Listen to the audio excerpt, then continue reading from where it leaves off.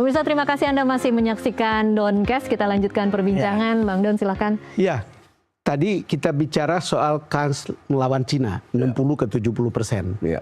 Tetapi ini hanya main-main aja, Coach. Berandai-andai. Iya, berandai-andai karena AI menjawab hal yang sama pada putaran pertama. AI niru saya. Iya. AI Bila bilang nonton Doncast yang pertama. kita akan menang gitu. Ya. Kemudian saya tanya juga hari ini ke AI. Ya. Dia bilang ya mestinya 21 itu kita bisa menang begitu. It doesn't matter skornya berapa. 1001 atau 21 sama. You have to win. Iya. Mindset kita itu harus di sana.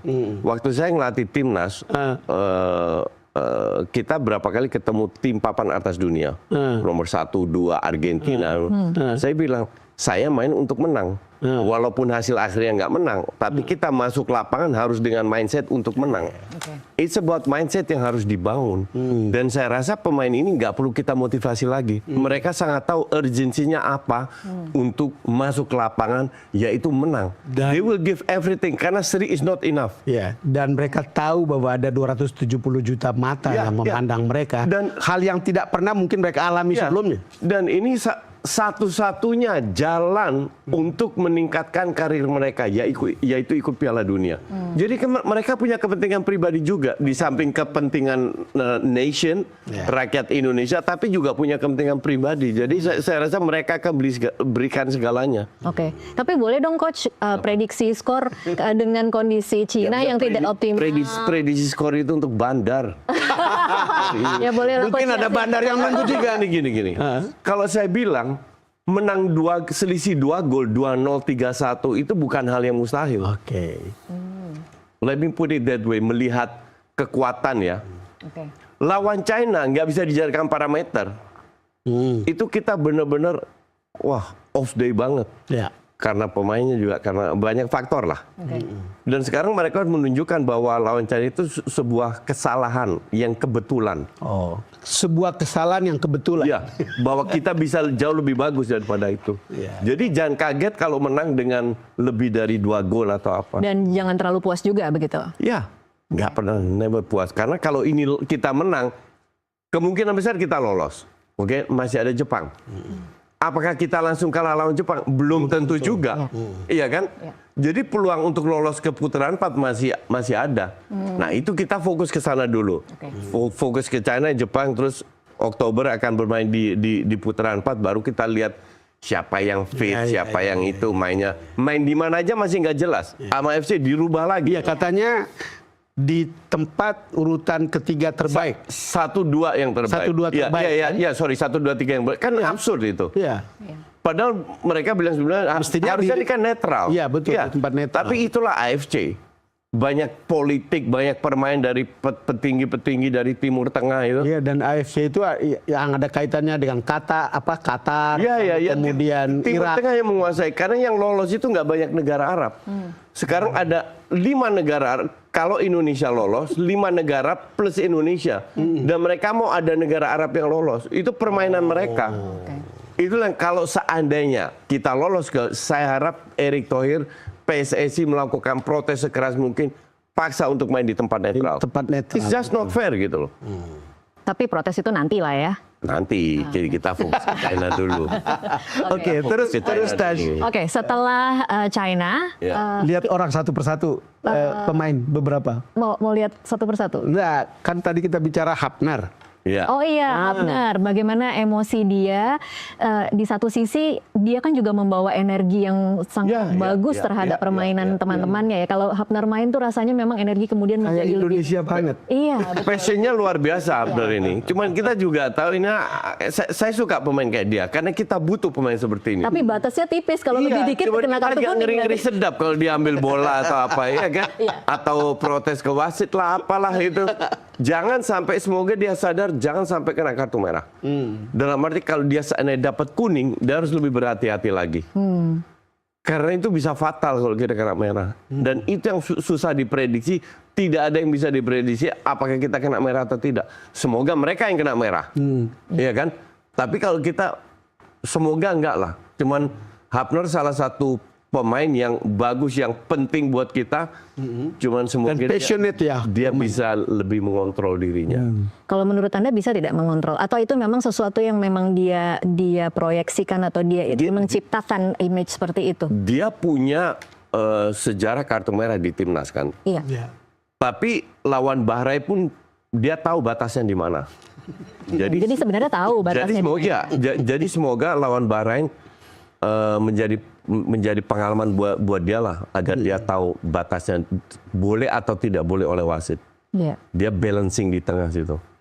Okay. Saya ingin Coach Justin bisa mengulas tentang Asnawi sama Arhan ya, karena katanya di klubnya mereka sudah lebih produktif jam bermainnya. Iya. Gimana? Ya, gini, saya cukup kenal Arhan.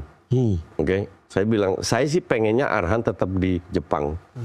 Karena bahkan Shane Patinama musim depan ke Buriram, ke Thailand lagi. Walaupun Buriram juaranya, still ASEAN. Ya. Tidak meremehkan sepak bola Asia, tapi levelnya dibanding Korea Jepang masih di bawah itu. Tapi ya realitanya adalah Arhan dan Asnawi main di Thailand. Oke. Dan mereka tiap minggu bermain. Dan cuman saya harap one day atau soon, next year, 2 tahun lagi, mereka tetap bisa pindah ke kompetisi yang lebih tinggi lagi. Bahwa mereka tiap minggu bermain atau lebih banyak bermain daripada klub-klub sebelumnya, that's oke-oke aja.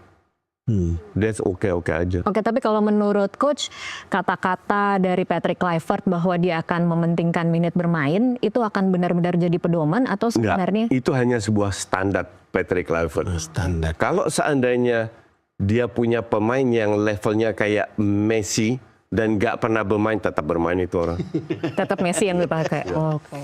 Dalam itu hanya standar. Kalau seandainya banyak pemain yang kualitasnya sama, ini lebih bermain, ini nggak bermain, baru diambil yang ini. Tapi kalau ada satu yang excellent, yang nggak bermain tapi bagus, dia tetap akan memainkan. Dan itu terjadi di semua timnas juga. Nggak semua pemain yang berada timnas level papan atas loh, yang levelnya Jerman, Italia, ada pemain yang nggak main di klubnya tapi bisa bermain di timnas. Gitu, jadi biasa aja itu. Kalau Egy, Egy lagi perform, cuman kan apa yang dilihat oleh Patrick Kluivert, role-nya seperti apa kan? Bahkan mungkin Egy bisa bermain di belakang Ole atau menggantikan Ole. Kan dia bukan real striker kayak Sananta yang killer. Kayak Egy kan lebih mobile, lebih punya skill, dan Egy sering cetak gol juga di timnas. Membandingkan Egy dengan Marcelino, beda. Marcelino beda. Marcelino itu lebih visinya lebih bagus, flank-nya lebih dapat. Nggak bisa dibandingkan. Kalau Egy lebih seorang striker, penyerang. Marcelino lebih di belakang striker lah. Oke. Bicara soal Bali sedikit ya, Coach. Seberapa signifikan momen di Bali ini, dan kemudian kan memang ada suara-suara kritikan kenapa harus di Bali. Gitu. Bali fasilitasnya bagus. Fasilitasnya bagus dan jauh dari dunia media dan lain-lain. Pasti ada media di situ, cuman nggak seheboh di Jakarta, jauh dari fans dan lain-lain. Saya paham kenapa ke Bali. Jadi tidak fokus ya, Coach. Itu kan kota wisata, kemudian mungkin distraksinya malam-malam. Kota wisata itu kan di Balinya, ini kan di sport centernya. Mereka nggak bakalan keluar malam itu. Nggak bakal. Jadi Patrick dan tim kepelatihan cukup disiplin untuk anak-anak. Nggak ini ya, nggak dilepas ya malu. Oke. Nggak, gini. Kalau seandainya mereka tinggal di hotel di mana security yang nggak begitu ketat dan lain-lain, kalau ada pemain yang keluar, itu kan merugi, itu kan menunjukkan sikap yang nggak profesional. Kalau seandainya itu terjadi, feeling saya akan dicoret itu pemain. Buat apa ada sebuah pemain yang tidak profesional? Saya rasa itu tidak akan terjadi. Sekarang begini, kembali lagi ke tim Cina tadi. Mereka mestinya kan all out kali ini. Dan itu berarti mereka akan serang terus-menerus. Semoga, itu yang saya harapkan. Itu yang ditunggu. Iya, karena waktu lawan Anda tadi sudah sebut ball posesinya berapa 20% kan parkir bis. Mereka main bertahan.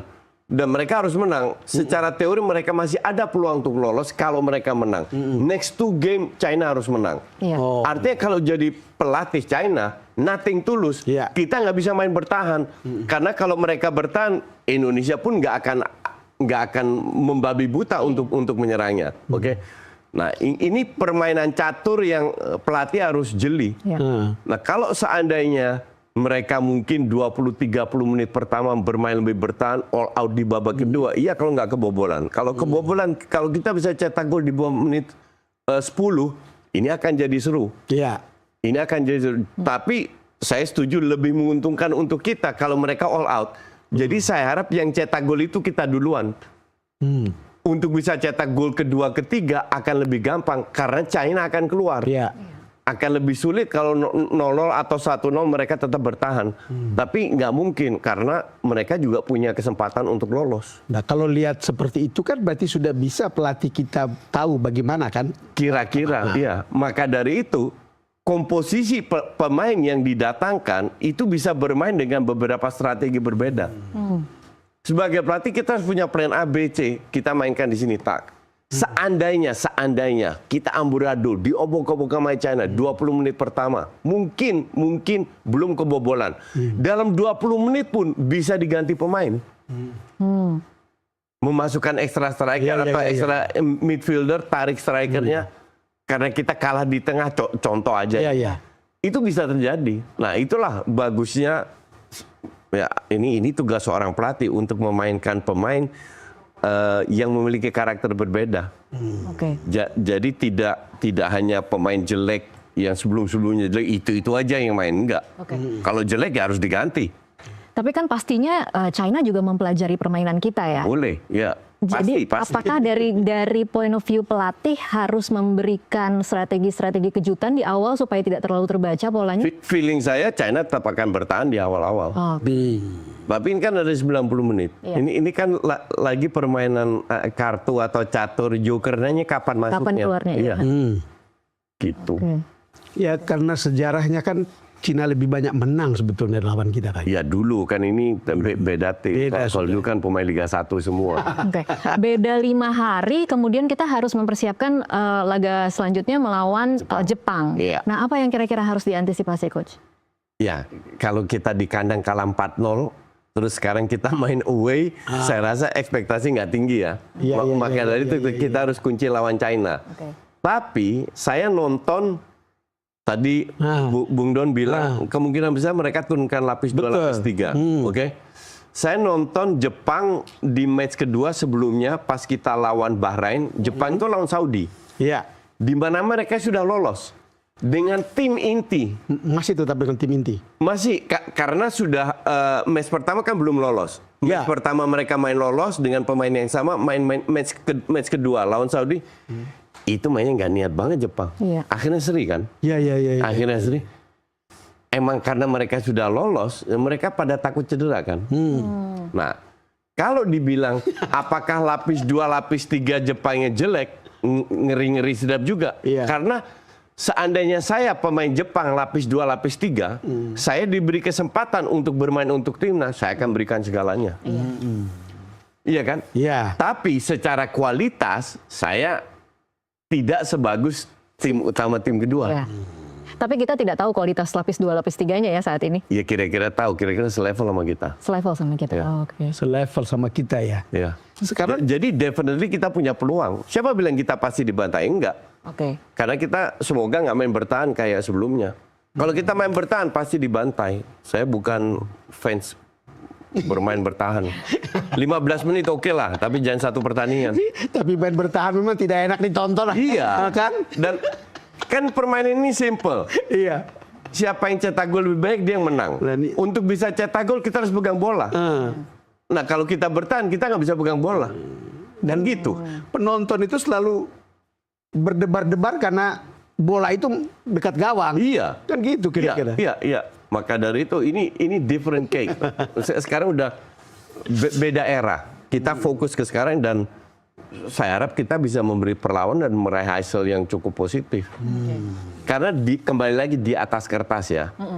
seandainya kita menang lawan China, Australia kalah lawan Jepang. Mereka ketemu Jepang kan? Iya. Selisih cuma 1 poin. Iya. Next match kita ketemu Jepang, Australia ketemu Saudi. Saudi juga pengen lolos kan? Asumsi ini seri, kita menang lawan Jepang, which is peluangnya kecil, tapi ada, kita bisa lolos langsung. Jadi di atas kertas, kalau kita 2 kali menang, kita bisa lolos langsung. Tergantung match Australia lawan Jepang. Oke, ya. itu kan apa skenario Berandai-andai, itu skenario terbaik ya. skenario. Sekarang skenario terburuk ya, coba coach bagaimana? Skenario terburuk, kita seri lawan Cina, babak atau kalah, kita nggak lolos. Oke, sesimpel itu ya. Sesimpel itu. Oke. Jadi it's a must win game. Nggak ada pilihan lagi selain menang. Berapapun skornya. Kalau nggak lolos nggak kebayang saya gimana cara supporter merasa ya. Iya, saya juga pasti akan kecewa. Tapi ya, that's part of the game. Oke, kita akan bicara soal supporter nanti di segmen selanjutnya. Pemirsa tetaplah bersama Doncast, kami masih akan kembali usai jeda.